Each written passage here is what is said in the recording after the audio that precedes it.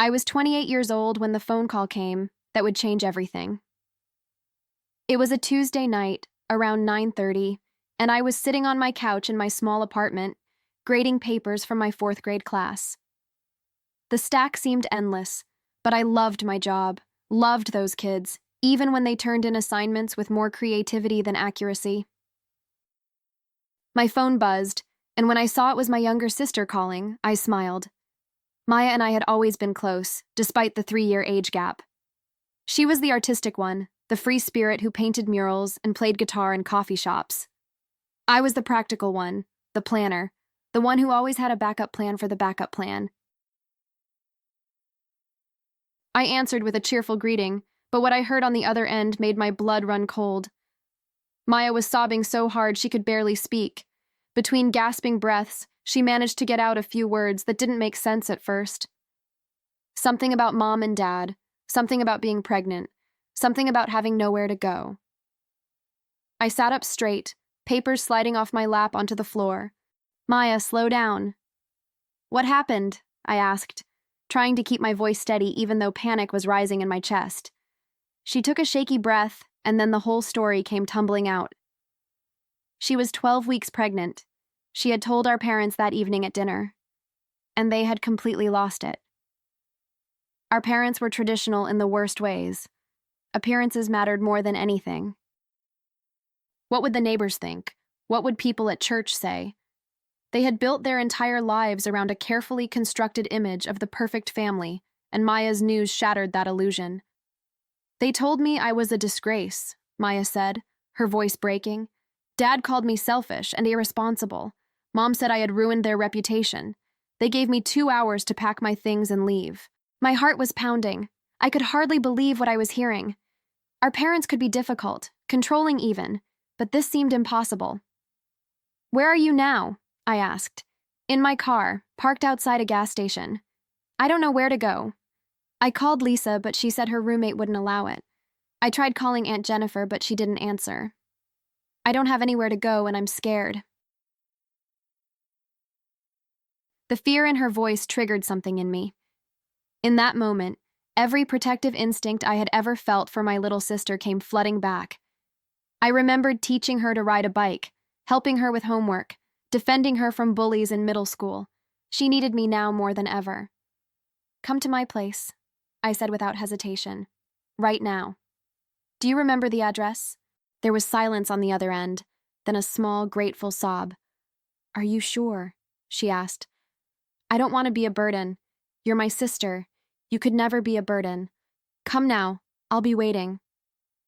40 minutes later, I heard a knock on my door. When I opened it, Maya stood there with 2 suitcases and a backpack, her eyes red and swollen from crying. She looked so small, so vulnerable, that I immediately pulled her into a hug. She collapsed against me, and we stood there in the doorway for a long moment while she cried into my shoulder. I didn't say anything. I just held her, rubbing her back the way Mom used to do when we were little, before things got so complicated. When she finally pulled away, I helped her bring her things inside. My apartment wasn't big, just a 1-bedroom with a small living room and kitchen, but it was home. It was safe. And now it would be Maya's home, too. We stayed up late that night talking. She told me everything. The father was her boyfriend of 2 years, a guy named Marcus who worked as a graphic designer. They had been careful, but accidents happen.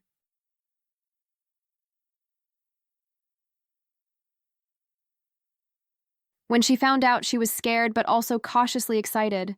Marcus had been supportive, talking about their future together, about making it work. But she wanted to tell our parents first, hoping they would be happy for her eventually, even if they were initially disappointed. She had been so wrong. Maya, you did nothing wrong, I told her firmly. You're 25 years old. You're an adult. You get to make your own choices about your life. She nodded, but I could see the doubt in her eyes. Our parents had a way of making you feel like you were never good enough, never making the right choices, always falling short of their impossible standards. What about you and Marcus? I asked gently. Are you two okay? She smiled for the first time that night, a small but genuine smile.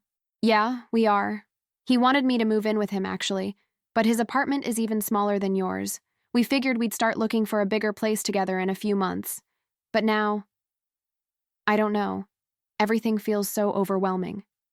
You'll figure it out, I assured her. And you're not alone. You have me, you have Marcus, and you're going to be okay. That night, I gave Maya my bedroom and took the couch. She protested, but I insisted. She needed rest, needed to feel safe and cared for. As I lay there in the dark, listening to the sounds of the city outside my window, I realized my life had just taken a sharp turn into unknown territory. The next few weeks were an adjustment period for both of us. I had lived alone for 5 years, and having someone else in my space was strange at first. Maya was dealing with morning sickness, which was actually all-day sickness in her case. I'd come home from teaching to find her curled up on the couch, looking miserable.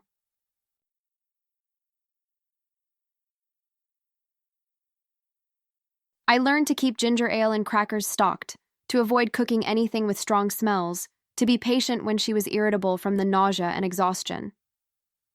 Marcus came over most evenings, bringing dinner or just sitting with Maya while I graded papers. He was a good guy, quiet and kind, clearly devoted to my sister.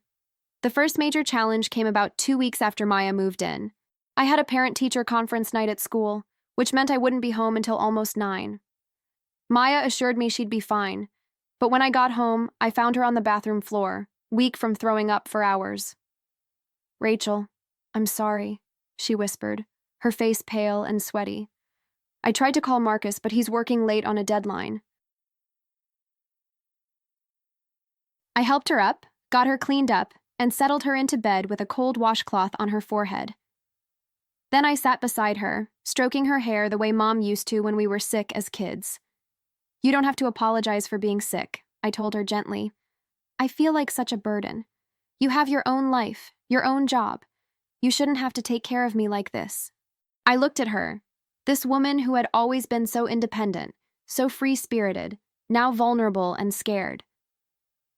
"When you were 7 and I was 10, remember when you fell off your bike and scraped up your knees really badly? I cleaned your wounds and put bandages on them because Mom wasn't home. You cried and said you were sorry for bleeding on my favorite shirt. Do you remember what I told you?" Maya shook her head weakly. "I told you that's what big sisters are for. Nothing's changed, Maya.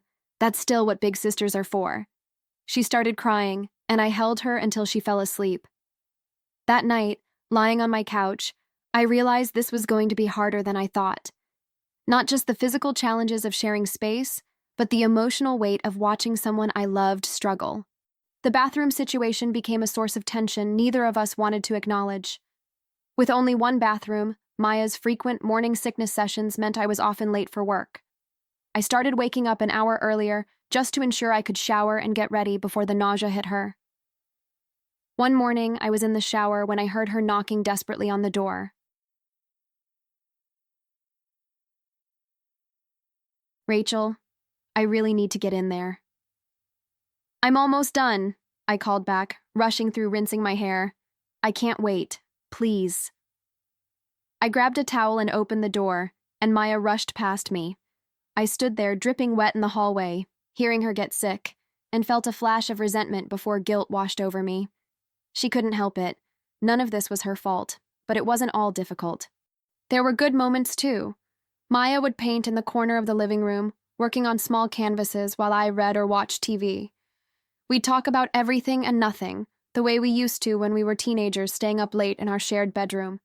She painted a portrait of me one afternoon while I was grading papers. I didn't even notice until she turned the canvas around to show me. In her painting, I looked strong and kind, my face illuminated by warm light. "Is that really how you see me?" I asked, touched by the obvious care she'd put into every brushstroke. "That's who you are," she said simply. "My hero." I had to look away because tears were threatening to fall. I didn't feel like a hero. Most days I felt tired and overwhelmed and wondering if I was doing the right thing. Marcus became a regular presence in my apartment. At first, I appreciated his help. He'd cook dinner, do dishes, fix things that broke. But as the weeks went on, I started to feel like a third wheel in my own home. They'd cuddle on the couch watching movies, and I'd retreat to my bedroom, feeling lonely and displaced. One evening, I came home to find them kissing in the kitchen. They jumped apart when they heard me, looking guilty.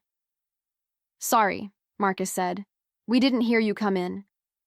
"It's fine," I said, even though it wasn't entirely fine. "This is your home too now." But it didn't feel true. It was my home that they were living in, my space that had been taken over, my privacy that had disappeared. I started spending more time at coffee shops, grading papers there instead of at home. I'd linger after work, finding excuses not to go back to my apartment. My coworker Lauren noticed. "You're avoiding going home," she observed one day as we sat together at a local cafe. "I'm not avoiding anything. I just like working in different environments." "Rachel, I know you. What's going on?" I sighed and told her everything. About feeling displaced in my own apartment, about missing my privacy, about the complicated emotions of watching Maya and Marcus build their life together in my living room. "You need to talk to them," Lauren said firmly. "They probably don't even realize how you're feeling." But I didn't want to talk about it. I didn't want to seem petty or selfish. Maya was pregnant and had nowhere else to go. What kind of person would I be if I complained about minor inconveniences? The financial strain started to show after the first month. Maya contributed what she could from her part-time design work, but it wasn't much. Marcus helped with groceries, but my rent and utilities had increased with 2 extra people living there. I found myself checking my bank account anxiously, watching my savings slowly deplete. I had been planning to take a summer trip to visit my college roommate in Colorado. I had been saving for it all year. But one night, looking at my finances, I realized I couldn't afford it anymore. Not with the increased expenses. Not with Maya needing money for prenatal vitamins and maternity clothes.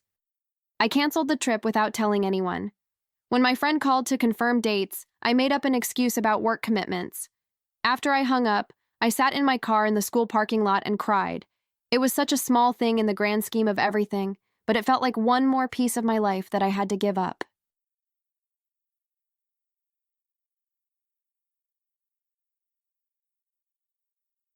Maya found the confirmation email for the canceled flight on my laptop one evening when she was borrowing it to work on a design project. "Rachel, why did you cancel your Colorado trip?" she asked, her face stricken. I couldn't lie to her. I needed the money for other things. "It's not a big deal." "It is a big deal. You were so excited about that trip." "You shouldn't have to give up things you want because of me." "I'm not giving up anything because of you. I'm choosing to prioritize differently right now." But she wasn't convinced, and I could see the guilt eating at her.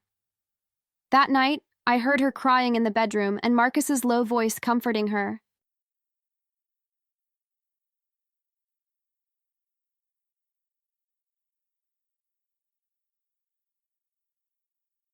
I felt terrible for making her feel bad, but I also felt resentful that I couldn't even cancel a trip without it becoming a whole thing. The weeks turned into months, and we developed routines.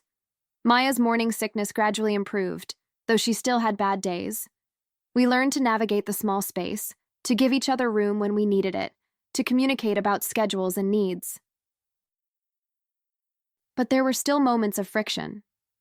Like the time Maya used the last of my expensive face wash without asking, or when Marcus ate the leftovers I had been planning to have for lunch, or when I came home exhausted and just wanted quiet, but they had friends over. Each incident was small, insignificant on its own.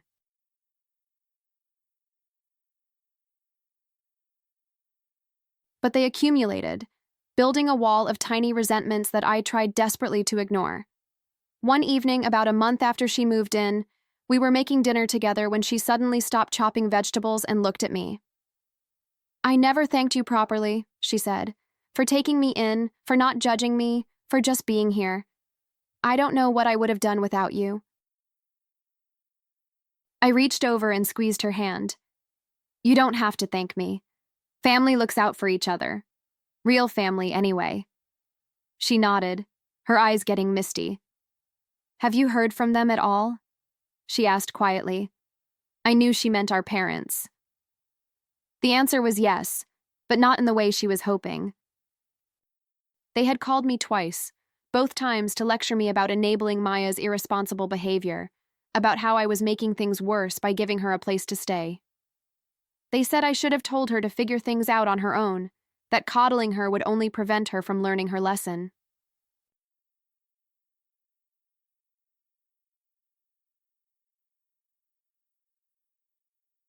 Both times I had listened for a few minutes before calmly telling them that Maya was my sister and she would always be welcome in my home. Both times, they had hung up on me. They called, I admitted, but nothing worth repeating. Maya's face fell. I could see she had been hoping, despite everything, that our parents might come around.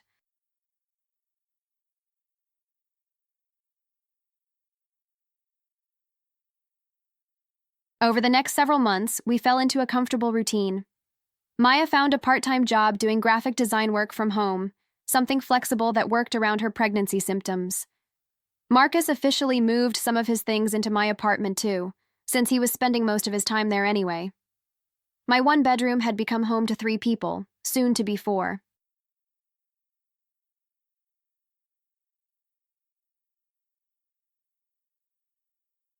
My friends thought I was crazy. My coworker Lauren pulled me aside one day during lunch. "Don't you feel like your life has been completely taken over?" she asked. "You're 28, single, and now you're basically living in a cramped apartment with your pregnant sister and her boyfriend. When do you get time for yourself?" I had thought about this. Yes, my apartment was crowded.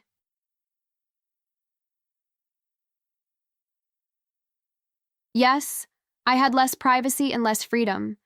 But every time I came home and saw Maya laughing at something Marcus said, or caught her unconsciously rubbing her growing belly with a soft smile on her face, I knew I had made the right choice. "They're family," I told Lauren simply. "This is what you do for family." But Lauren's words stuck with me. Was I giving up too much? Was I putting my own life on hold? I had been casually dating someone before Maya moved in, but that had fizzled out quickly once my living situation changed. I loved my job, but I was exhausted by the end of each day, coming home to a full apartment instead of peaceful solitude. One Saturday afternoon, I went for a long walk alone, needing space to think. I ended up at a park near my apartment, sitting on a bench and watching families play. Kids ran around screaming with joy while parents chased after them. Couples walked hand in hand. A woman about my age sat alone on a blanket, reading a book and looking perfectly content. Was that supposed to be me? Living alone, doing whatever I wanted, answering to no one? But then I thought about Maya. I thought about the night she called me, terrified and abandoned by the people who were supposed to love her unconditionally. I thought about how our parents had chosen their pride over their daughter, and I knew, without a doubt, that I had made the right choice. Still, there was a nagging feeling I couldn't shake. It wasn't resentment exactly, but something close to it.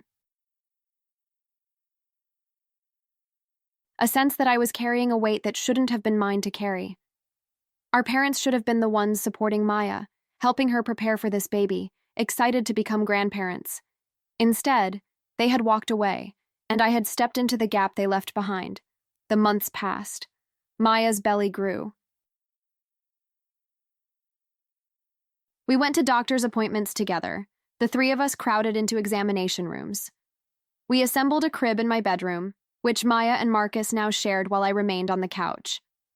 We went shopping for baby clothes and bottles and diapers, marveling at how much stuff such a tiny person required. The first ultrasound appointment was particularly emotional. I drove Maya and Marcus to the clinic on a Thursday afternoon. I had taken the day off from work, something I rarely did, because Maya had asked me to be there. In the small, dimly lit room, we watched the screen as the technician moved the wand across Maya's belly, and then we heard it, the rapid whooshing sound of a heartbeat. Maya's hand flew to her mouth, tears streaming down her face. Marcus gripped her other hand tightly, his eyes also wet. And me? I stood in the corner, watching this tiny flutter on the screen, this proof of life, and felt overwhelmed by the magnitude of what was happening. "That's your baby," the technician said with a smile. "Everything looks good. Strong heartbeat." After the appointment, we sat in my car in the parking lot. Nobody spoke for a long moment. Maya was staring at the printout of the ultrasound image, tracing the tiny form with her finger. "Our parents should have been there," she said quietly. "They should have been the ones to see this with me." I reached back from the driver's seat and squeezed her knee. "You have us, and we're not going anywhere."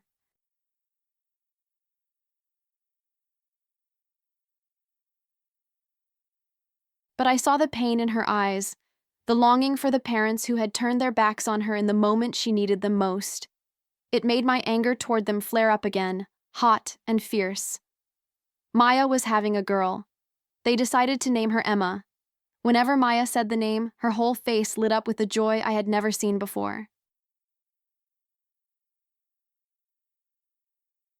Whatever doubts or fears she had about becoming a mother seemed to dissolve in those moments. The baby shower was a small affair at my apartment.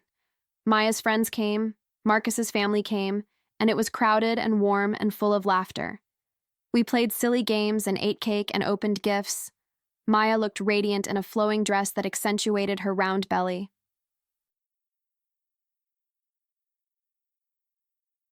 I watched her opening gifts, exclaiming over tiny onesies and soft blankets, and felt a complicated mix of emotions. Joy for her, yes, but also sadness that our parents weren't there to celebrate their first grandchild. Anger that they were missing this because of their own stubbornness and pride. Marcus's mother pulled me aside during the party. "Thank you for taking care of my son and Maya," she said warmly. "I know it hasn't been easy for you. You're a good sister and a good person." Her words touched me more than I expected. Someone saw what I was sacrificing, acknowledged it, appreciated it. I blinked back tears and hugged her. As Maya's pregnancy progressed, the reality of what was coming began to sink in. A baby would be living in my apartment. A crying, needing, demanding baby. My small one-bedroom would be even more crowded, even more chaotic. I started having panic attacks at work. They'd come out of nowhere, sudden waves of anxiety that made my chest tight and my breathing shallow. I'd excuse myself to the bathroom and sit in a stall, trying to calm down, wondering what was wrong with me. I loved Maya. I loved that she was having a baby. I wanted to help. So why did I feel like I was drowning?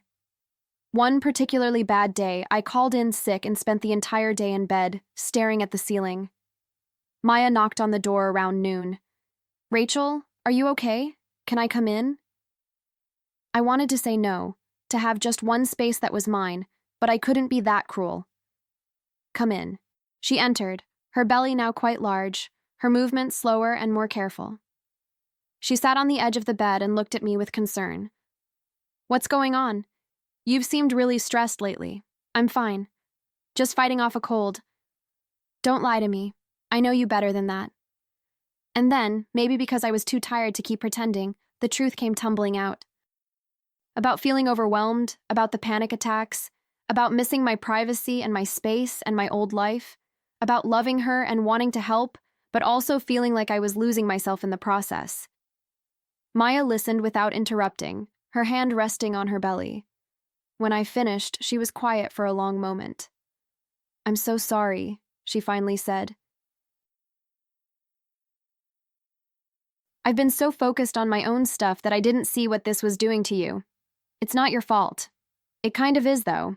You gave up everything for me, and I've been taking it for granted, treating your apartment like it's mine, not thinking about how hard this must be for you." I sat up and took her hand. "I don't regret helping you, but I'd be lying if I said it wasn't hard sometimes."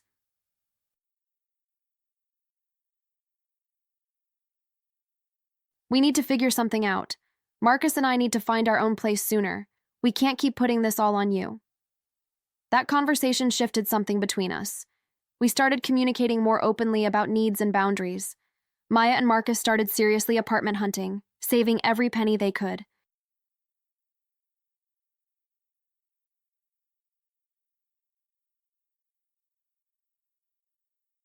I started seeing a therapist, someone to talk to about the complicated emotions I was experiencing. My therapist, Dr. Sarah Chen, helped me understand that it was okay to struggle with this situation, That loving someone and finding the situation difficult weren't mutually exclusive. That I could be both proud of my choice to help Maya and overwhelmed by the consequences of that choice.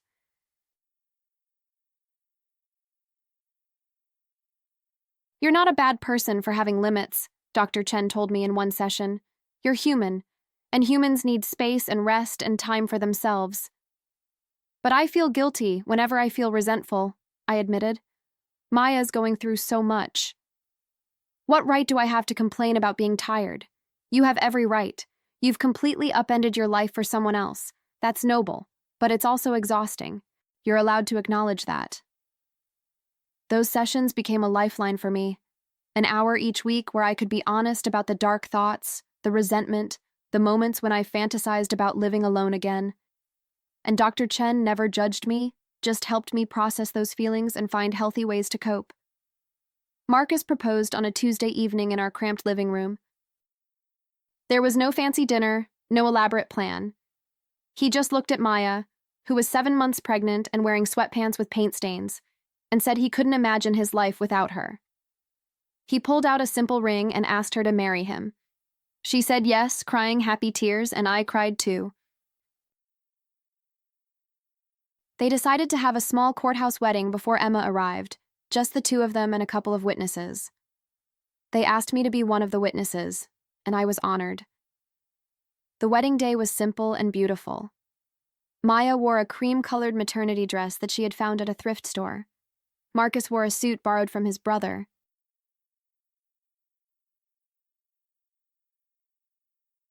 I stood beside them with Marcus's best friend, watching them exchange vows in front of a judge. "I promise to love you and Emma with everything I have," Marcus said, his voice thick with emotion. "I promise to be the partner you deserve and the father our daughter needs."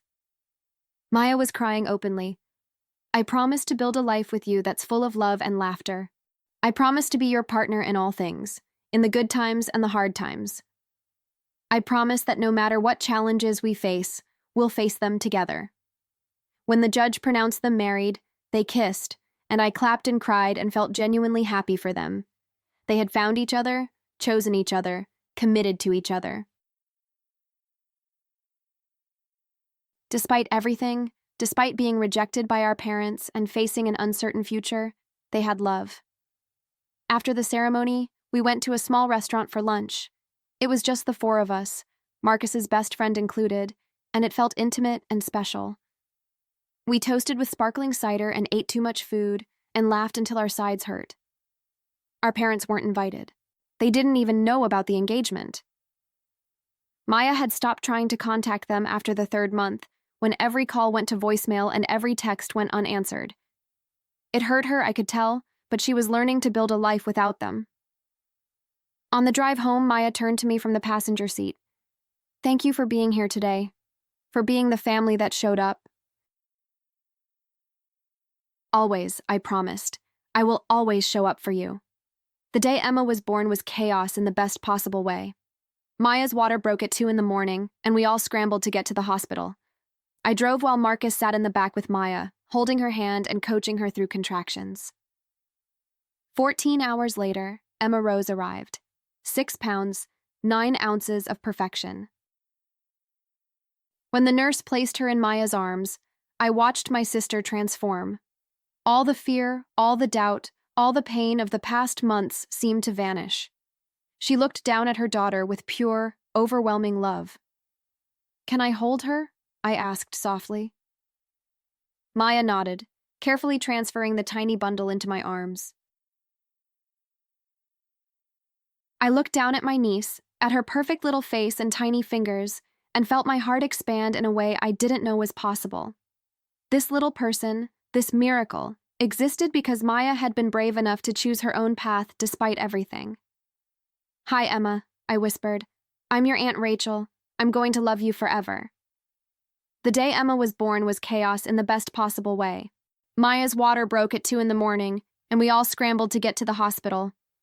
I drove while Marcus sat in the back with Maya, holding her hand and coaching her through contractions.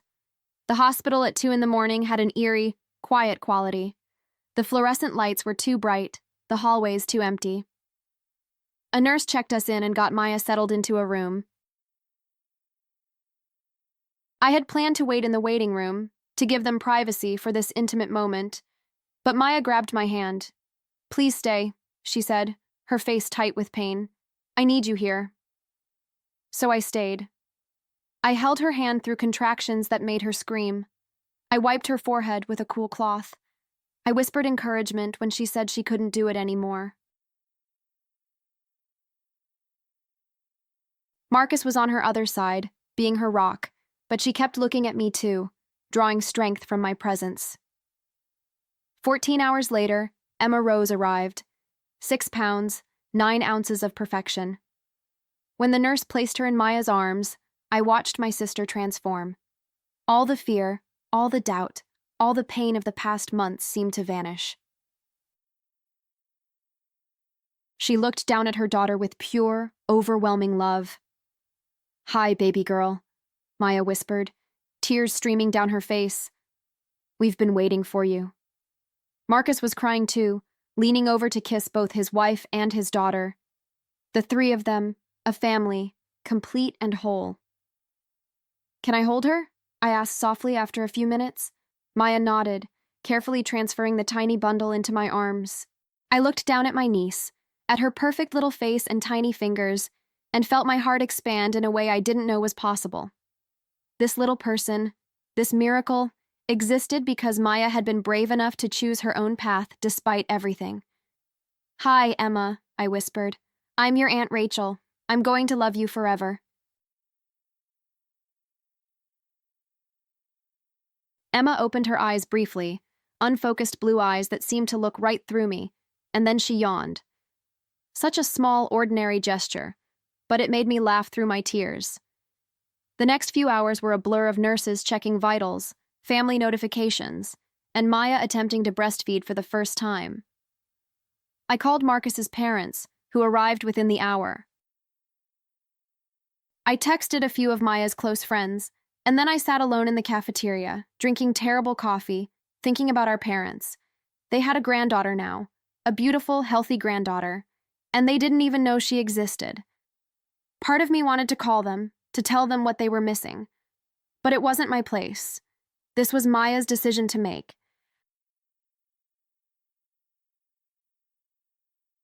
When I returned to the room, Marcus's parents were there, cooing over Emma and congratulating Maya. Marcus's mother hugged me tightly. "Thank you for being here for them," she said. "You're a blessing to this family." Her words made me cry again, exhausted, emotional tears. I excused myself and found an empty hallway where I could let myself fall apart for a few minutes. I had been strong for Maya for so long, holding it all together, and now that the baby was finally here, safely here, I could release some of the tension I'd been carrying. The first few weeks with a newborn were brutal. Maya and Marcus were exhausted, learning how to care for this tiny person who needed something every 2 hours.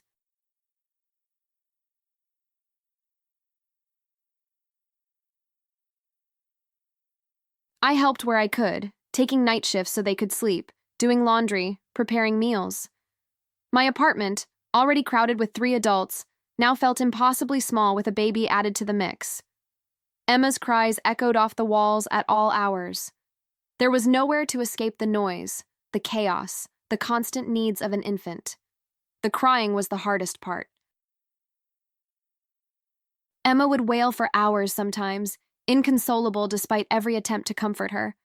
I'd walk her around the apartment at 3 in the morning, bouncing and shushing, while Maya and Marcus caught brief moments of sleep. My body ached with exhaustion. My eyes burned. My nerves felt raw.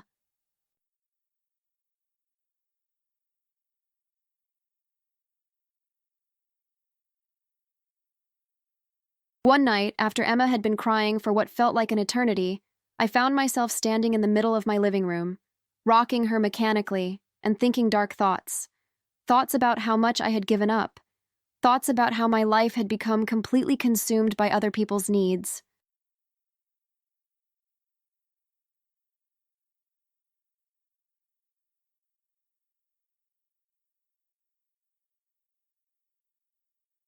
Thoughts about running away, getting in my car and driving until I hit the ocean, leaving all of this behind. The thoughts scared me. I loved Emma. I loved Maya and Marcus, but I was so tired, so overwhelmed, so desperately in need of silence and space. I started having dark thoughts.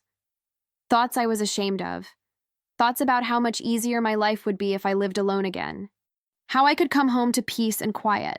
How I could date without explaining my complicated living situation. How I could have my bedroom back. Teaching became both a refuge and an additional source of stress.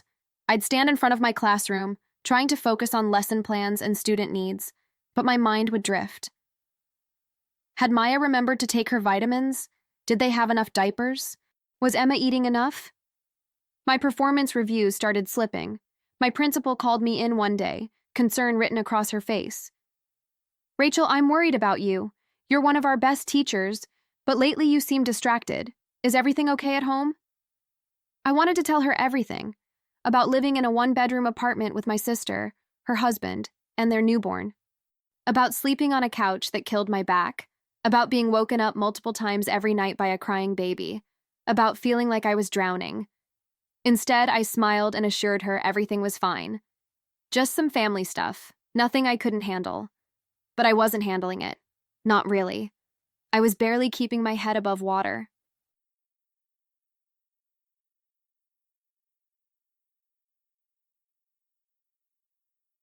One particularly difficult night, after Emma had been crying for 3 hours straight and nothing seemed to help, I locked myself in the bathroom and cried.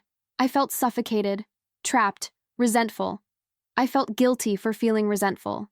It was a miserable cycle. There was a soft knock on the door. "Rachel?" It was Maya's voice. "Are you okay?" I wiped my eyes and opened the door. Maya stood there, Emma finally asleep in her arms, looking exhausted but concerned. "I'm fine," I lied. "No, you're not." She came in and sat on the edge of the bathtub. "I know this is hard.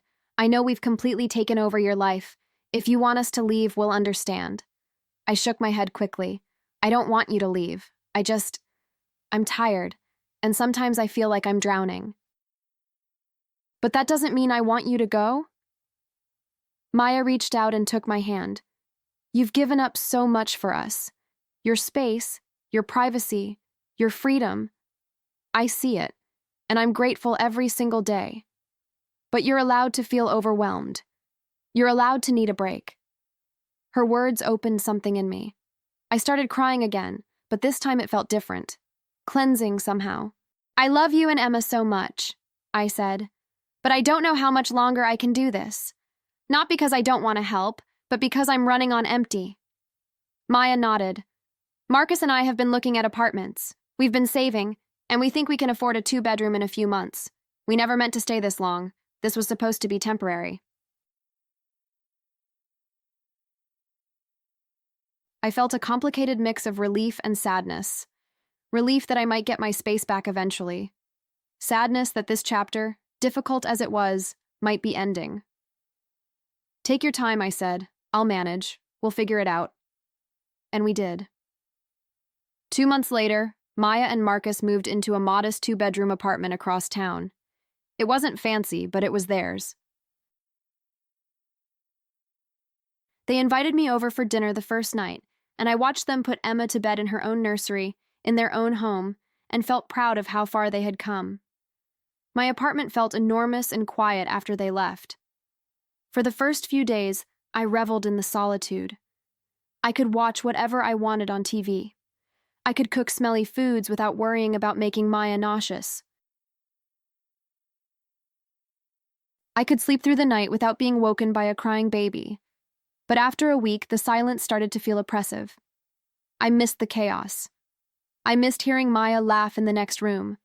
I missed Marcus's terrible jokes at breakfast. I missed holding Emma while Maya showered.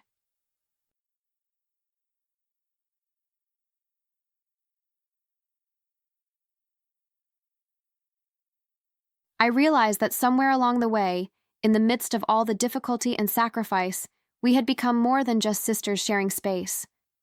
We had become the family we had always deserved to have. Life settled into a new normal. I visited Maya and Marcus several times a week, watching Emma grow and change.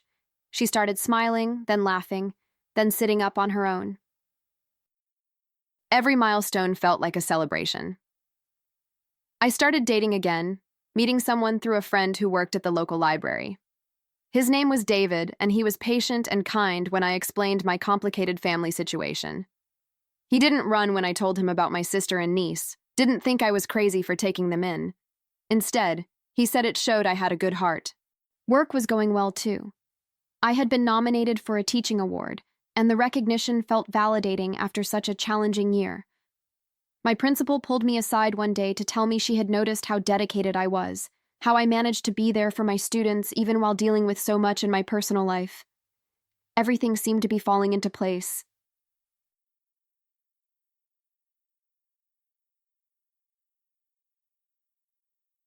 Maya and Marcus were thriving in their new apartment. Emma was healthy and happy. I had started building a life of my own again. And then, 3 years after that phone call that changed everything, there was a knock on my door. It was a Sunday afternoon. I had just gotten back from brunch with David and was planning a quiet day at home. When I opened the door, I found myself face to face with two people I hadn't seen in 3 years. My parents. They looked older. My father's hair had gone completely gray, and my mother had new lines around her eyes and mouth. They stood there awkwardly, and for a long moment, no one spoke. I noticed my father was holding a gift bag, my mother clutching her purse tightly. "Rachel," my mother finally said, her voice uncertain. "Can we come in?" Every instinct told me to slam the door. These were the people who had abandoned their daughter when she needed them most, who had called me foolish for helping her, who had chosen pride over family. My heart was pounding, and I felt anger rising in my chest like a wave, but I was curious too. What could they possibly want after 3 years of silence? I stepped aside and let them in. They sat on my couch, the same couch I had slept on for months to give Maya my bedroom. The same couch where Maya and I had cried together, planned together, built our makeshift family. The irony wasn't lost on me. "What do you want?" I asked, remaining standing with my arms crossed. My father cleared his throat, looking uncomfortable. "We want to see Maya and our granddaughter." I almost laughed. Of course. Of course that's why they were here. Not to apologize to me, not to acknowledge the years of silence, but because they wanted something. "Her name is Emma," I said coldly. "She's 3 years old, and you've never met her because you chose not to. You had 3 years to reach out, 3 years to pick up the phone, 3 years to admit you were wrong." My mother flinched, tears already forming in her eyes. "We know we made mistakes," she said, her voice breaking. "We've had a lot of time to think about what happened. We were wrong to react the way we did. We want to make things right." "Make things right?" I repeated, anger rising in my chest. "You threw your pregnant daughter out of your house. You called her a disgrace. You gave her 2 hours to pack her life into suitcases. She stood on your doorstep, terrified and crying, and you closed the door in her face. And now you want to make things right?" "We were in shock," my father said, attempting justification. "We didn't handle it well, but we're her parents. We deserve a chance to be in her life, and in Emma's life." The word deserve hit me like a slap. Deserve? I was practically shouting now. "You don't deserve anything. Maya built a life without you. She got married, had her baby, found an apartment, all without any help from you. She had morning sickness so bad she couldn't leave the bathroom for hours, and you weren't there. She had painful contractions for 14 hours, and you weren't there. She held her daughter for the first time, and you weren't there. She didn't need you then, and she doesn't need you now." My mother's eyes filled with tears. "Please, Rachel, we know you're angry. You have every right to be. But Maya is our daughter. Emma is our granddaughter. We've missed so much already. Don't punish us by keeping them from us." Her manipulation attempt was so transparent it made me even angrier. "I'm not keeping anyone from anyone," I said firmly. "Maya is an adult. She makes her own decisions. If you want to see her, you can try reaching out to her yourself.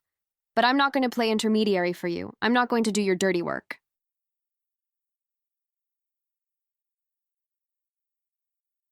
My father stood up, his face reddening with frustration and what might have been shame. We tried calling her. She won't answer. We sent letters. She sent them back unopened. We sent emails. Nothing. We need you to talk to her for us. We need you to explain that we've changed. And there it was. They didn't come here to apologize to me for the way they had treated both Maya and me over the past 3 years. They didn't come to acknowledge what I had sacrificed. They came because they wanted something, and they thought I could get it for them.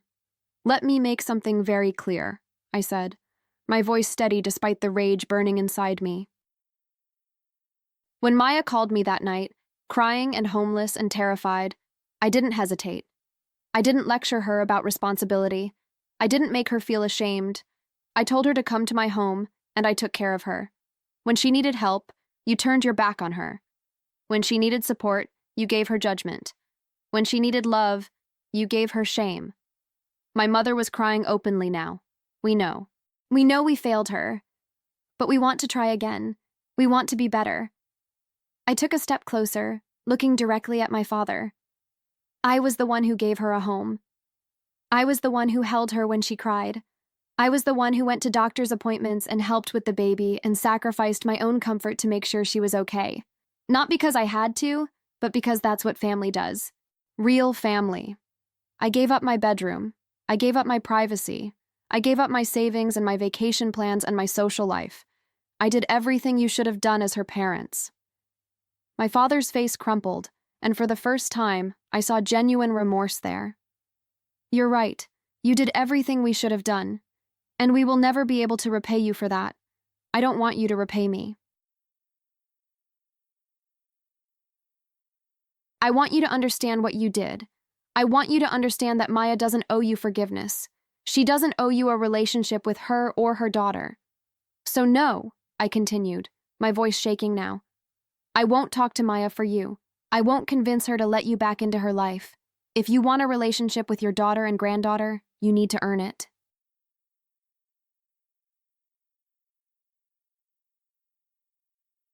You need to show them that you've actually changed, not just that you've decided it's convenient to have them back now that the hard part is over. What changed? I asked suddenly. Why now, after 3 years? Did one of your church friends ask about grandchildren? Did you get tired of making excuses about why Maya doesn't visit? What made you finally decide to show up? My parents looked at each other. My mother spoke quietly, her voice barely above a whisper. Your father's sister passed away last month. Aunt Jennifer. At the funeral, surrounded by family, seeing her children and grandchildren grieving together, we realized what we had lost, what we had thrown away. Life is too short to hold on to pride. We saw all those families supporting each other, and we realized we had destroyed our own family with our stubbornness. I felt a small crack in my anger. Aunt Jennifer had been kind, one of the family members who had actually tried to support Maya in the beginning. Not enough to go against my parents, but she had tried. Her death would have been a wake-up call. I'm sorry for your loss, I said, and I meant it. Aunt Jennifer was a good person, but that doesn't change what you did. You need to understand that Maya doesn't owe you forgiveness just because you've had an epiphany. She's built a good life, a happy life, without you. If you come back into her world, it needs to be on her terms, not yours. Will you at least give her a message from us? My father asked, his voice pleading now. Tell her we want to talk. Tell her we're sorry. I hesitated, warring with myself. Part of me wanted to protect Maya from them, to keep them away so they couldn't hurt her again. But another part of me knew that wasn't my decision to make. Maya deserved the choice, even if that choice was hard. I'll tell her you came by, I said finally. I'll tell her what you said. But what she does with that information is completely up to her. If she decides she doesn't want to see you, you need to respect that. If she decides to give you a chance, you need to respect her boundaries and her timeline. This isn't about what you want anymore. It's about what she needs. My mother stood up, taking a tentative step toward me. Can we at least see a picture of Emma, please? I pulled out my phone, hesitating for just a moment before pulling up a recent photo. Emma at the park, her curls wild in the wind, chocolate ice cream smeared on her face, laughing at something off camera. My parents leaned in to look, and I watched my mother's face crumble completely. My father's hand trembled as he reached out to touch the screen, then pulled back. She's beautiful, my mother whispered. She looks like Maya did at that age. Yes, she does, I said, pulling my phone back. And Maya is an amazing mother. She's patient and loving, and makes Emma feel safe and valued every single day. She's everything you should have been. The words hung in the air between us. My father nodded slowly, accepting the criticism without argument. When you talk to Maya, my mother said, her voice pleading, please tell her we love her. We never stopped loving her. We were wrong. We were so wrong. After they left, I sat on my couch for a long time, trying to process what had just happened. My hands were shaking. My heart was racing. I felt exhausted, wrung out, like I had just run a marathon. Part of me wanted to protect Maya from them, to keep them away so they couldn't hurt her again. But another part of me knew that wasn't my decision to make. This was her family, her parents, her choice. I could advise her, support her, but I couldn't decide for her. That evening, I drove to Maya's apartment. Marcus answered the door with Emma on his hip. She had grown so much in just the past few months, her dark curls bouncing as she reached for me. Auntie Rachel, she squealed. I took her in my arms, breathing in her little girl smell of shampoo and crayons. Hey, sweetheart, where's your mama? Maya came out of the kitchen, smiling. Hey, I didn't know you were coming over. Everything okay? I set Emma down, and she immediately ran off to play with her toys. Can we talk? I asked. We sat at her kitchen table, the same one they had bought secondhand when they first moved in. I told her everything. About our parents showing up, about what they said, about their request to see her and Emma. Maya listened without interrupting, her face unreadable. When I finished, she was quiet for a long moment. What do you think I should do? She finally asked. It doesn't matter what I think. This is your decision. She shook her head. It matters to me. You were there when they weren't. You know what I went through. What do you think? I thought carefully before answering. I think they hurt you deeply. I think they failed you when you needed them most. I think you have every right to keep them out of your life forever if that's what you want. But I also think people can change. I don't know if they have, but maybe they deserve a chance to prove it. And I think Emma deserves the chance to know her grandparents if they're capable of being good grandparents. Maya's eyes filled with tears. I'm scared.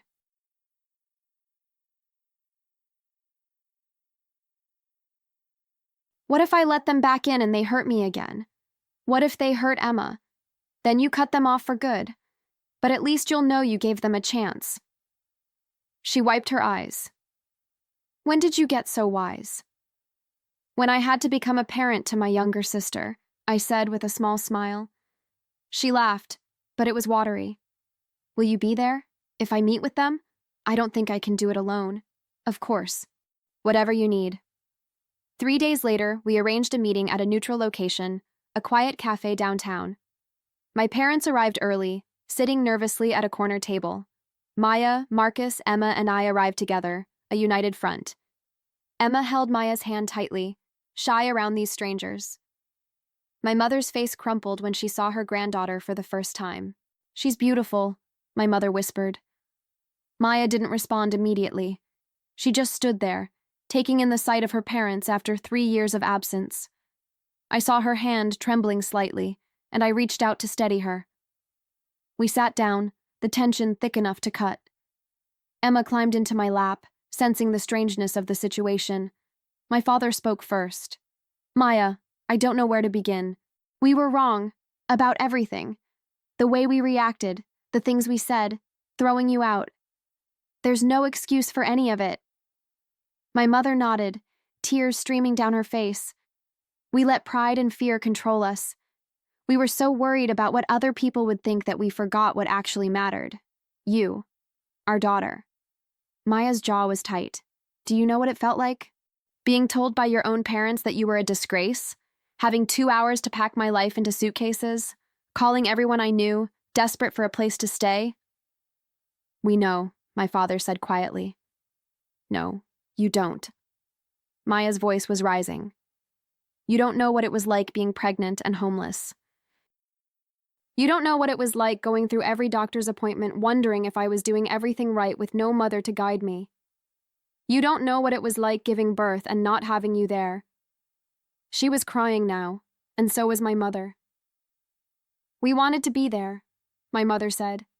Every day for the past 3 years, I've thought about you, wondered how you were, regretted every choice we made. Then why didn't you reach out sooner? Why wait 3 years? Pride, my father admitted. Shame. Fear that you wouldn't want anything to do with us. Every reason sounds hollow now. Marcus, who had been silent until then, spoke up. What Maya's asking is whether you've actually changed or whether you're just feeling guilty. Because if you're going to be in Emma's life, you need to be all in. She doesn't need grandparents who are going to judge her parents or make her feel ashamed of her family. My parents looked at Emma, who was watching them with curious brown eyes from my lap. We just want a chance, my father said. We want to know our granddaughter. We want to be a family again.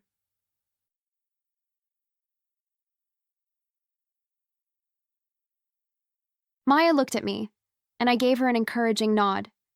This was her call. It's going to take time, she said finally. I can't just forget 3 years. I can't just pretend everything's okay. We understand, my mother said quickly. And you need to apologize to Rachel, too. She's the one who gave me a home when you wouldn't. She's the one who sacrificed everything to help me. If it weren't for her, I don't know where I'd be. My parents turned to me. My father stood up and walked over, extending his hand. Rachel, we owe you more than we can ever repay. Thank you for being there for your sister when we weren't. I shook his hand, but I didn't smile. I didn't do it for you. I did it for Maya. We know, my mother said, and that makes it even more meaningful. The conversation lasted for 2 hours. It was painful and difficult and full of tears, but by the end, there was a tentative agreement. My parents could meet Emma, could start building a relationship with her, but it would be slow. There would be supervised visits at first. Trust would have to be earned back, piece by piece. As we left the cafe, Emma finally spoke to my mother. Are you my grandma? She asked in her small voice. My mother knelt down to Emma's level, fresh tears in her eyes. Yes, sweetheart, I'm your grandma, and I'm so happy to meet you. Emma considered this, then held out her favorite stuffed bunny.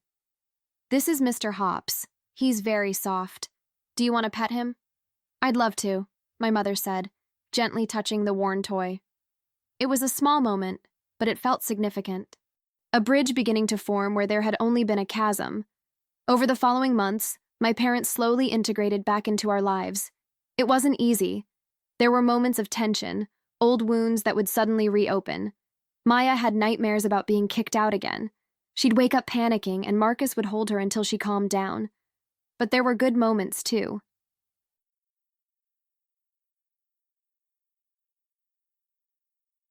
My mother teaching Emma to bake cookies. My father pushing her on the swings at the park. Family dinners where we all sat around Maya's table, passing dishes and sharing stories. I watched my parents with a mixture of emotions. I was glad they were trying. I could see they genuinely loved Emma and were making an effort to rebuild their relationship with Maya.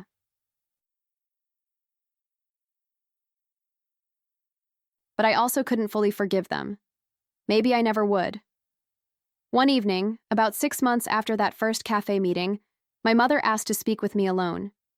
We went for a walk around Maya's neighborhood, the summer air warm and pleasant. Rachel, I need you to know something, she began. What we did to Maya was unforgivable, but what we did to you was just as bad. I looked at her, surprised. You stepped up when we failed. You put your own life on hold to help your sister. And instead of thanking you, we criticized you. We made you feel like you were making a mistake. I'm so sorry. I felt tears prickling at my eyes. I didn't do it for your approval. I know, and that's what makes you a better person than we were.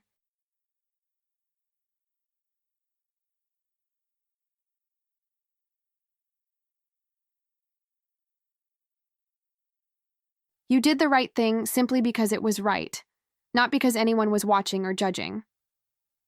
We walked in silence for a while. I was so angry at you, I admitted.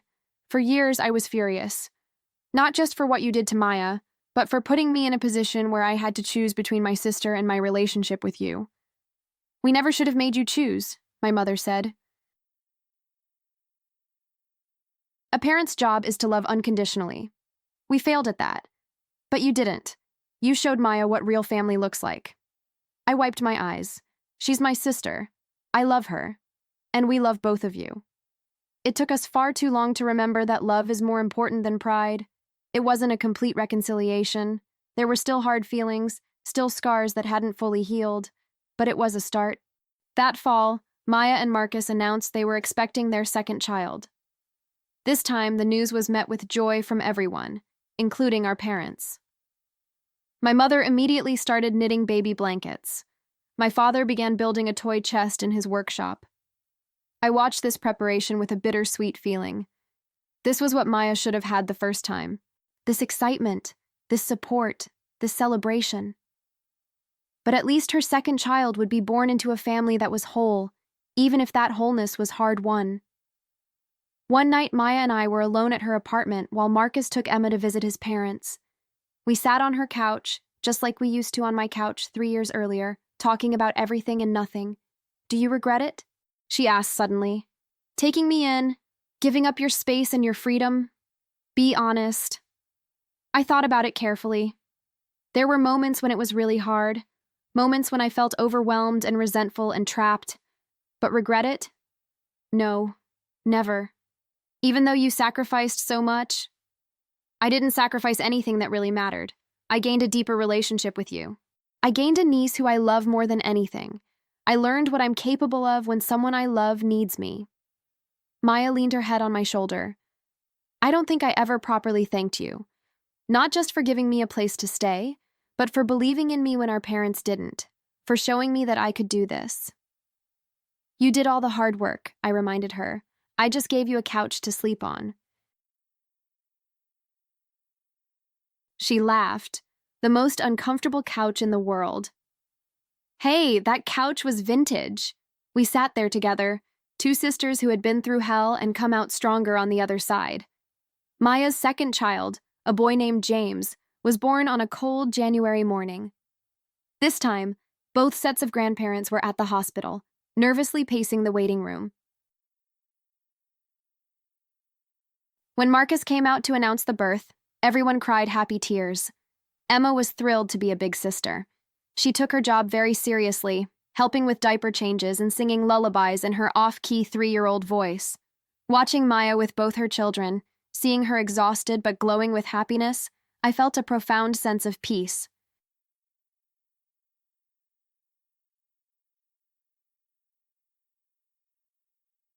We had come so far from that terrifying phone call 3 years ago.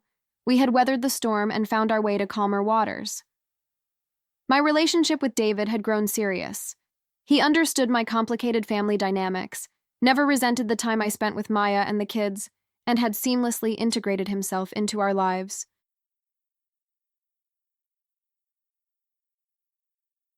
He got along well with Marcus, played with Emma and James, and even managed to have civil conversations with my parents.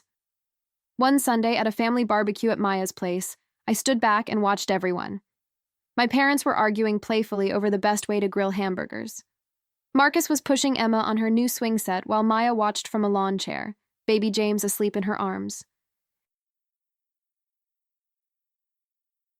David was helping my mother set up the picnic table. It wasn't a perfect family. We had scars and complicated history, but it was real. It was ours. Maya caught my eye and smiled. That same grateful smile she had given me 3 years ago when I told her to come to my apartment. I smiled back, understanding passing between us without words. Later that evening, after everyone had left and I was helping Maya clean up, she turned to me. I want to tell you something. James's middle name is actually after you. I stopped wiping down the counter. What? His full name is James Rachel Martinez. We wanted to honor you. For everything. I felt my throat tighten with emotion. Maya, you didn't have to do that. Yes, I did. You saved me when I had nowhere to go. You showed me what strength looks like. You taught me that family isn't about blood or obligation. It's about showing up. I want my son to know he was named after the strongest person I know. I pulled her into a hug, both of us crying. I'm so proud of you. Look at everything you've built. Look at this beautiful family you have. We built it together, she corrected. I couldn't have done any of this without you. As I drove home that night, I thought about the journey we had taken. From that desperate phone call to this moment of peace. I thought about the hard choices, the sacrifices, the anger, the forgiveness. I thought about how sometimes the family we choose is just as important as the family we're born into. My phone buzzed with a text from David asking if I made it home safely. I smiled and replied that I was almost there. Life wasn't perfect. My apartment was still small. My teaching job was still demanding. My relationship with my parents would probably always be a bit complicated. But I had love, I had family, I had meaning. And really, what else mattered? 3 years ago, I had answered a phone call from my crying sister and made a choice that changed both our lives. I had opened my door and my heart, not knowing where it would lead.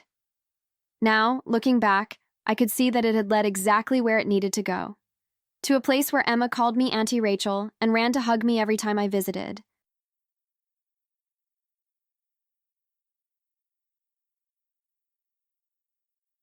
Where Maya and I were closer than ever, bound by shared struggle and shared joy. Where even my parents had learned that love was more powerful than pride. Where I had discovered reserves of strength and compassion I didn't know I possessed. The journey hadn't been easy. There were nights I had cried myself to sleep, days I had questioned my choices, moments I had felt like I was drowning. But every difficult moment had led to something beautiful. Emma learning to walk, taking her first steps toward me while I cheered her on. James's tiny hand wrapped around my finger. Maya's laughter filling her apartment as she chased her children around. Marcus looking at his wife with such obvious love and devotion. My mother's eyes lighting up when Emma ran to her. My father's voice softening when he talked about his grandchildren. These moments, strung together like pearls on a string, made up something precious, something worth fighting for. I thought about who I had been 3 years ago. A woman living alone, focused on her career, maintaining a cordial but distant relationship with her family. That version of me couldn't have imagined the life I lived now. Couldn't have imagined the depths of love and sacrifice and growth that were possible. Taking in Maya had been the catalyst for my own transformation. In helping her find her strength, I had discovered my own.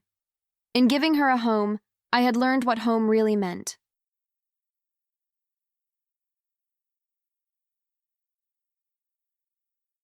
In supporting her through her darkest time, I had learned what I was truly made of. As I pulled into my parking space and headed up to my apartment, I felt grateful. Not for the hardship itself, but for what it had taught me. About resilience, about family, about the incredible capacity humans have to love and support each other through the worst of times. My apartment was quiet when I entered, but it didn't feel empty anymore. It felt like a sanctuary, a place I could recharge before heading back out into the beautiful chaos of my family's life. I made myself a cup of tea and sat on my couch, the same couch that had been my bed for so many months. I ran my hand over the cushions, thinking about all the conversations Maya and I had on this couch, all the tears shed, the fears shared, the plans made. This couch had witnessed the beginning of our journey, a journey that had started with fear and uncertainty and had led to something stronger and more beautiful than I could have imagined. My phone buzzed again. This time it was a photo from Maya. Emma and James in their pajamas, both smiling at the camera. The caption read, "They wanted Auntie Rachel to see their matching PJs before bed. We love you." I smiled and sent back a string of heart emojis, then set my phone down. Tomorrow I would return to my classroom, to my students who needed me. This weekend I would have dinner with David and maybe have a serious conversation about our future. Next month I would celebrate Emma's 4th birthday with an elaborate princess party that my mother was already planning. Life would continue to unfold, bringing new challenges and new joys. But I knew now that I could handle whatever came my way. I had already proven to myself that when faced with an impossible choice, I would choose love. Every time.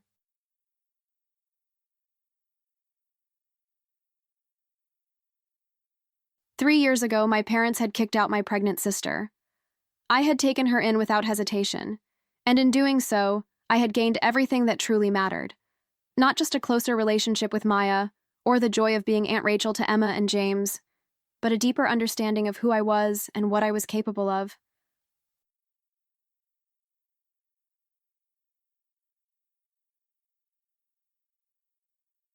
I had learned that real strength isn't about never feeling overwhelmed or resentful or tired.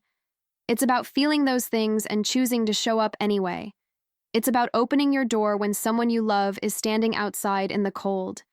It's about making space in your life, even when you think there's no space left to give. I had learned that family isn't perfect.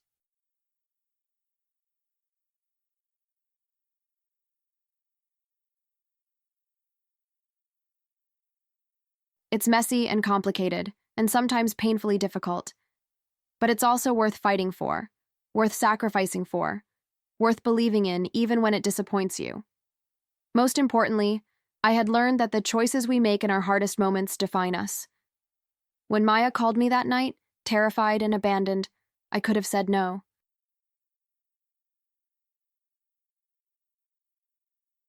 I could have told her I didn't have room, that it wasn't my responsibility, that she needed to figure it out on her own. No one would have blamed me. But I said yes, and that yes changed everything. It changed Maya's life, giving her the support she needed to become the amazing mother she is today. It changed Emma and James's lives, ensuring they would grow up knowing they were loved and wanted. It changed my parents' lives, eventually opening their eyes to what really matters. And it changed my life, teaching me lessons I never could have learned any other way. As I finished my tea and prepared for bed, I felt a profound sense of contentment. Not because everything was perfect or because there were no more challenges ahead.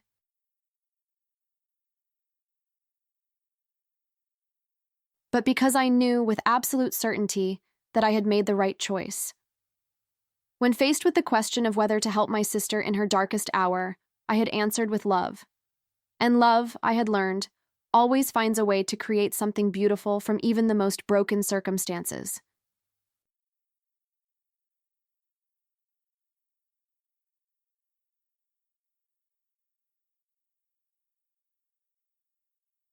"3 years later, my parents had shown up at my door asking for forgiveness, asking for a chance to be part of their daughters' and grandchildren's lives. It would have been easy to say no, to protect Maya from potential hurt, to keep them at a distance forever. But I had learned something important in those 3 years.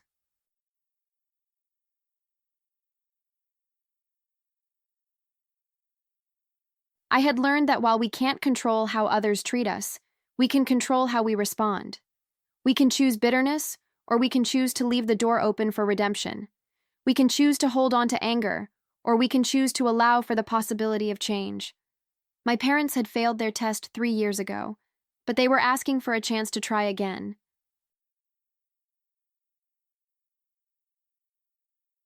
And because Maya and I had both learned the power of second chances, we had given them one.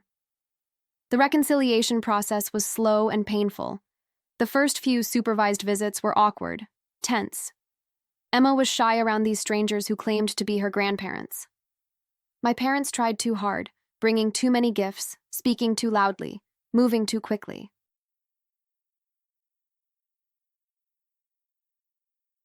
I sat in on those first visits, watching like a hawk for any sign that they might hurt Maya or Emma again. My body was tense, ready to intervene at the first hint of judgment or criticism. But my parents were careful. Painfully, obviously careful.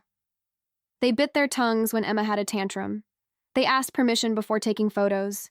They thanked Maya repeatedly for letting them be there.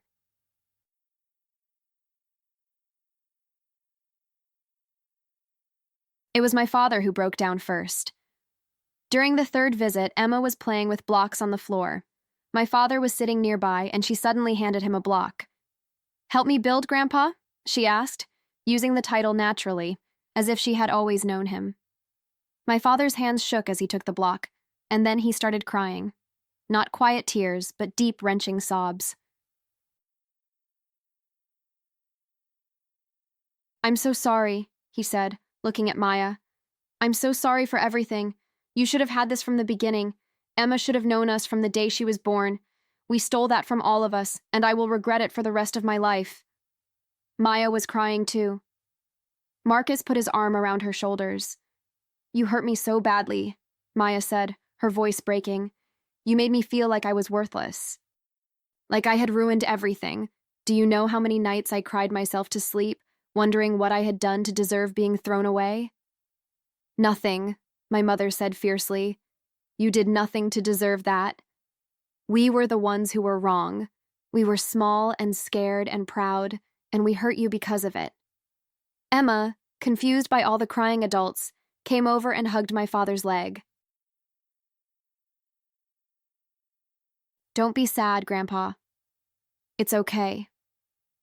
Her innocent gesture made everyone cry harder.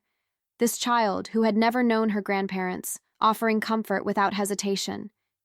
She had no idea of the history, the pain, the years of absence. She just saw someone sad and responded with kindness. They were trying.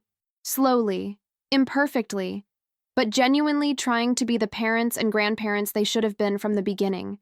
And we were trying too, trying to trust again, trying to forgive, trying to believe that families can heal. It wasn't always easy. There were still moments of tension, still scars that ached. My mother made a comment once about Maya being too permissive with Emma, and I saw Maya's face shut down.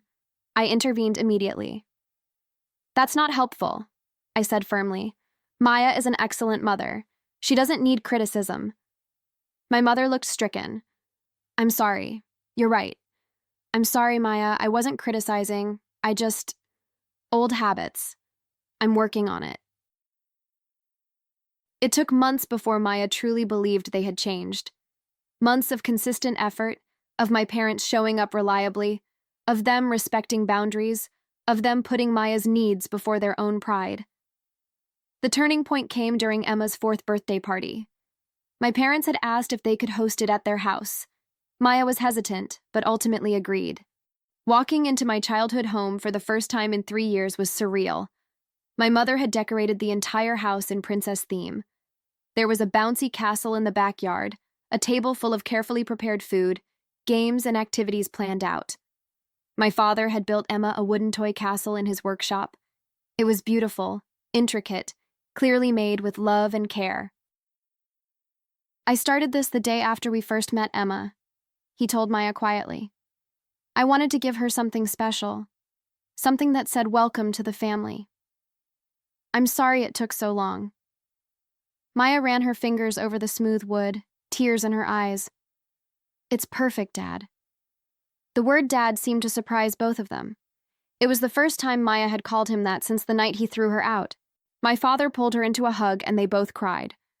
I watched from across the room, feeling my own eyes fill with tears. David squeezed my hand. "You did this," he whispered.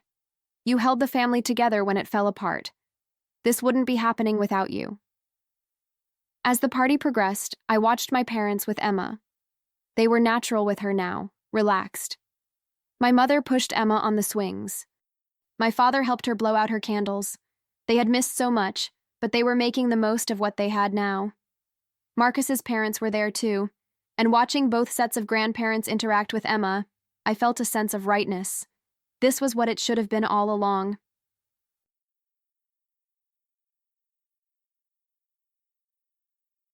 Later that evening, after most guests had left and Emma was playing in the yard with a few remaining children, Maya pulled me aside. "Thank you," she said simply. "For what?" "For everything. For taking me in. For standing up to them. For being angry on my behalf when I was too hurt to be angry myself. For protecting me and Emma. For also knowing when it was time to let them back in." I hugged her tightly. "That's what sisters do." "No," Maya said, pulling back to look at me. "That's what exceptional human beings do.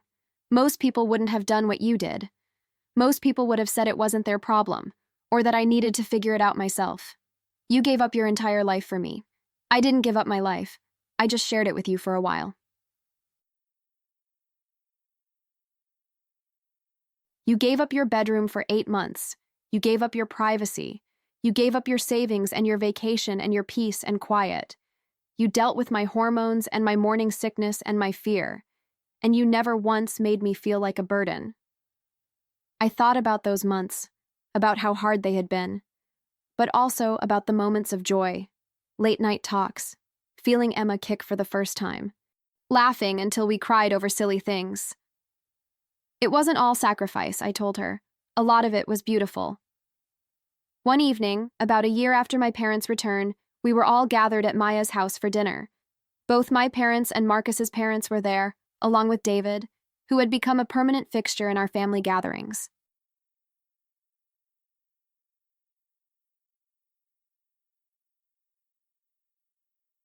Emma was showing off her latest artwork to anyone who would look. James, now a busy toddler, was running circles around the adults. The house was loud and chaotic and full of love. I stepped outside for a moment, needing some air. My father followed me out. "Rachel, I need to talk to you." We sat on the porch steps, looking out at the darkening sky. "I never properly apologized to you," he said, "for the way we treated you when you took Maya in. We called you foolish. We said you were enabling her. We made you choose between your sister and your relationship with us." "You did," I agreed. "We were wrong. About everything. But especially about you. You showed us what real family looks like, what real love looks like. You sacrificed everything for Maya when we sacrificed nothing, and I'm ashamed that it took us 3 years to see that." I was quiet for a moment. "I was so angry at you," I admitted. "For years. I would lie awake at night, furious that you had put us in that position, that you had chosen pride over your own daughter, that you had made me have to be the parent when I was just the sister. You had every right to be angry. You still have every right. I'm working on letting it go. For Maya's sake, for Emma's sake, for my own sake. But it's hard. Every time I see Emma with you, I think about how you almost missed all of this because of stubbornness." My father nodded, his eyes wet. "I think about that every single day. Every time she calls me Grandpa, every time she hugs me, I think about how close I came to never having this. How close I came to dying without knowing my grandchildren. Your mother and I both wake up sometimes in the middle of the night, just crying about what we almost lost forever." "Good," I said, and my father looked startled. "I mean it. You should feel that. You should never forget what you almost threw away, because if you forget, you might do it again. We won't. I promise you, Rachel, we won't." We sat in comfortable silence for a while, listening to the sounds of our family inside. "Thank you for giving us another chance," my father said finally. "We didn't deserve it, but thank you. I didn't give you another chance. Maya did, and you better spend every day proving you deserve it." He nodded, standing up to go back inside. He paused at the door. "You know, you're a better person than I am. A better person than I ever was at your age. Maybe better than I am now. Maya is lucky to have you. We all are." After he went inside, I sat there for a while longer, thinking about everything that had happened. The journey from that desperate phone call to this moment, the pain, the growth, the healing. David came out and sat beside me. "You okay?" "Yeah, just thinking. About how weird life is. How sometimes the worst things lead to the best things. How pain can transform into something beautiful if you let it. He put his arm around me. You know what I love about you? You could have become bitter. You could have spent 3 years resenting Maya for disrupting your life. You could have refused to forgive your parents, but you didn't. You chose love at every turn, even when it was hard. I leaned against him. I don't know if I chose it or if it chose me. That night when Maya called, I didn't really think about it. I just knew she needed help, and I was going to give it. That's what makes it even more beautiful. It wasn't calculated or strategic. It was just instinctive kindness. We sat there together, and I felt a profound sense of peace. Not because everything was perfect, but because everything was real. Real love, real family, real healing. Inside, I could hear Emma's laughter, James's babbling, Maya's voice telling everyone to come to the table. My family. Complicated, imperfect, but mine. Over the next year, the healing continued. My parents became regular fixtures in Maya and Marcus's lives. They babysat Emma and James once a week, giving Maya and Marcus a date night. They came to Emma's school performances and James's doctor's appointments. They showed up, consistently and reliably. My mother started a tradition of Sunday family dinners. Every week, we'd all gather at my parents' house. My father would grill, my mother would make her famous potato salad, and we'd eat together in the backyard while the kids played. Those dinners became sacred to me, a symbol of what we had rebuilt from the ashes of what had been destroyed. One Sunday, as I was helping my mother with dishes, she turned to me. I want you to know something.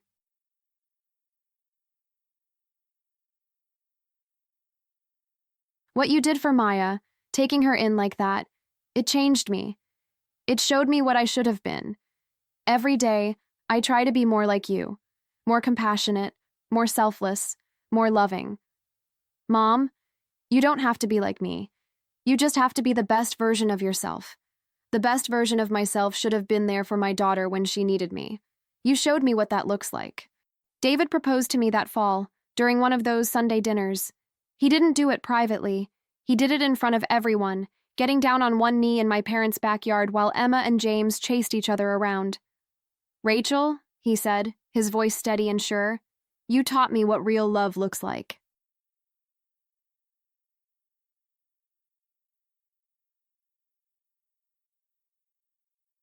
Not the easy kind that exists when everything is perfect, but the hard kind that shows up when things are difficult. The kind that sacrifices without keeping score. The kind that chooses family over comfort. I want to build that kind of love with you for the rest of my life.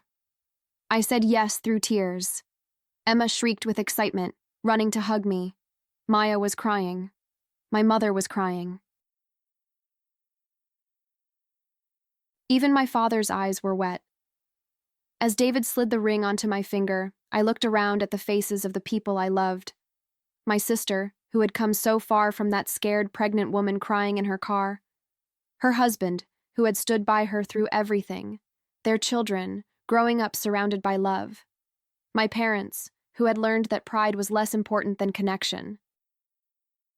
And David, who had chosen to love not just me but my entire complicated family.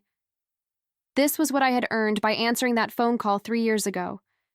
Not just the satisfaction of having helped my sister, but this.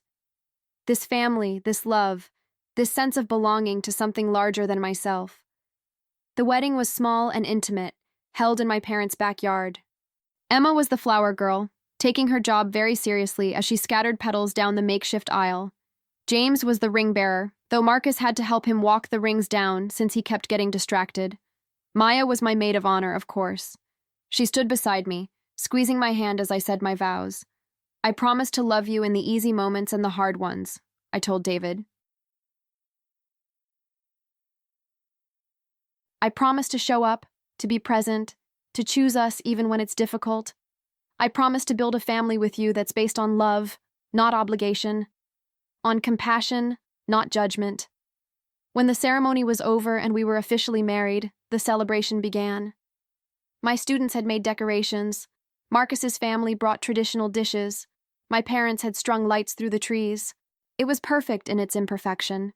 Later, as the sun set and the lights came on, I danced with my new husband. Over his shoulder, I watched Maya dancing with Emma, my father dancing with my mother-in-law dancing with James. This is what love looks like, I thought.